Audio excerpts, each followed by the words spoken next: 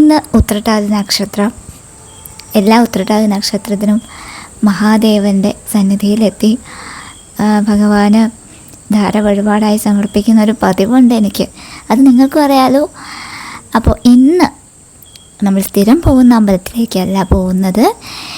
ഗീത ചേച്ചി ഞാനും കൂടെ വെള്ളിനേഴിയിലുള്ള ഒരു 3-4 അമ്പലങ്ങളൊന്ന് കാണാൻ പോവാണ് കേട്ടോ.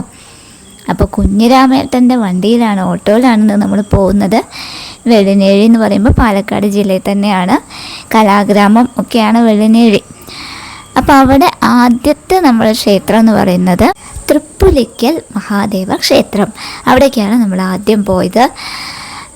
ഓരോ ദിവസം ഓരോ വീഡിയോ ആയിട്ട് ഇടാം. 4 ക്ഷേത്രങ്ങളുണ്ട്. എല്ലാം കൂടെ ഒരുമിച്ചിട്ട് കഴിഞ്ഞാൽ ഒത്തിരി നീളമായി പോകും. അപ്പോൾ ഇന്ന് തൃപ്പുലിക്കൽ മഹാദേവ ക്ഷേത്രത്തിൻ്റെ വിശേഷങ്ങളാണ് കേട്ടോ.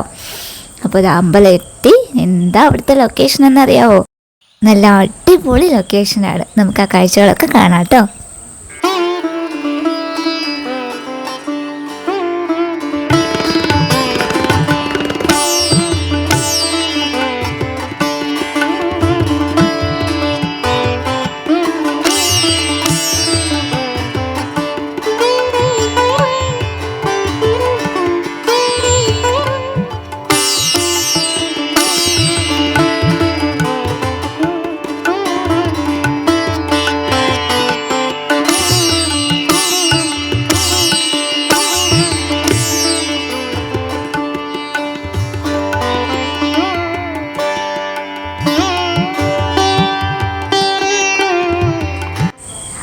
ഗീത ചേച്ചി വഴിപാട് കൗണ്ടറിൽ വഴിപാട് ഷീട്ടാക്കിയിട്ട് പേരും നാളൊക്കെ എഴുതുകയാണ് കേട്ടോ. ഇപ്പോൾ നമ്മൾ തന്നെ എഴുതണമല്ലോ.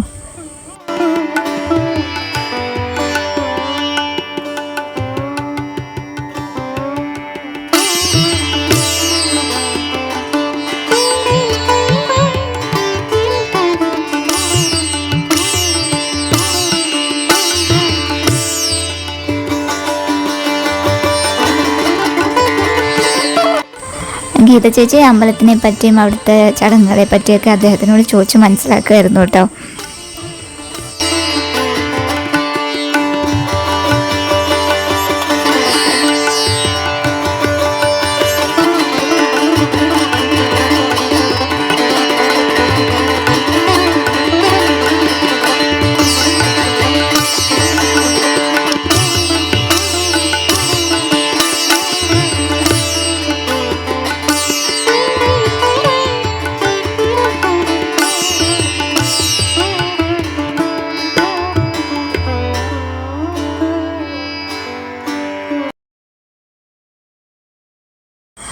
ഇത് ക്ഷേത്രത്തിൻ്റെ പിറകുവശമാണ്.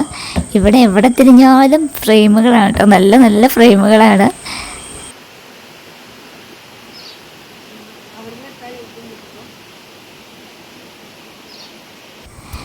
നേരത്തെ ഒരു എരമ്പലി ശബ്ദം കേട്ടില്ലേ? അതെന്താണെന്നറിയോ? ഈ ക്ഷേത്രത്തിൻ്റെ മുൻവശത്തും പിറകുവശത്തും ഒക്കെ ഒരു ചോല ഒഴുകി പോകുന്നുണ്ട്. അതിൻ്റെ ശബ്ദമാണ്.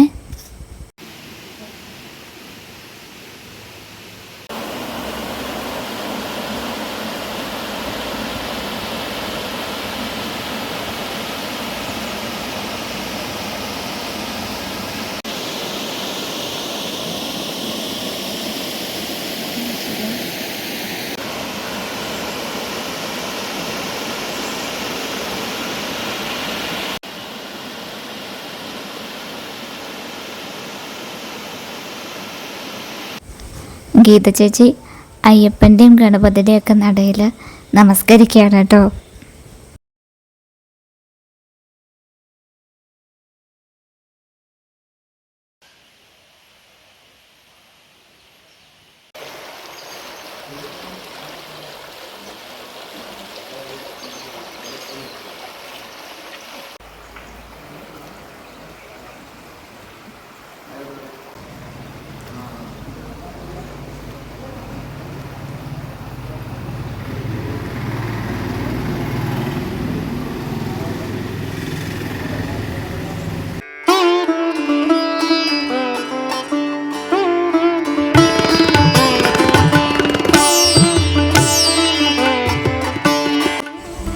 തൊഴുത് ഞങ്ങൾ തിരിച്ചിറങ്ങി. ഇതൊരു പാലാണ്. റോഡിൽ നിന്ന് അമ്പലത്തിലേക്ക് ഈ തോട് ക്രോസ് ചെയ്തിട്ട് ഇങ്ങനെ ഒരു പാലം ഉണ്ട് കേട്ടോ. അപ്പോൾ അവിടെ നിന്നാലും നല്ല സീനറിയാണ്. അങ്ങനെ തൃപ്പുലിക്കൽ മഹാദേവ ക്ഷേത്രത്തിൻ്റെ കാഴ്ചകളും വിശേഷങ്ങളും ഇവിടെ അവസാനിക്കുകയാണ്. നാളെ അടുത്ത ക്ഷേത്രത്തിലെ വിശേഷങ്ങളുമായി ഞാൻ വരാം. അതുവരേക്കും ടാറ്റാ.